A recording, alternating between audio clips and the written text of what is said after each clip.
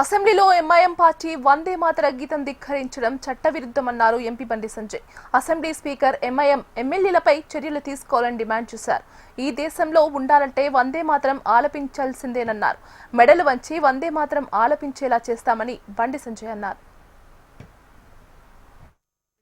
MIM party బహిష్కరించడము కనీసం ఒక notice ఇప్పుడు కూడా స్పీకర్ గారికి విషయం తెలుసా?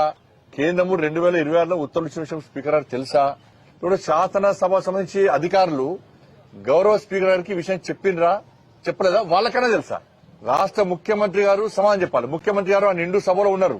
మరి ముఖ్యమంత్రి గారు ఎంఐఎం పార్టీ యొక్క వ్యవహార శైలిని సమర్థిస్తున్నారా వ్యతిరేకిస్తున్నారా? వందే మాత్రాన్ని ఆలపించడమా ఆలపించద్దా? మీరు కూడా కేంద్రం ఇచ్చినటువంటి ఉత్తర్వులను గౌరవిస్తారా గౌరవించారా?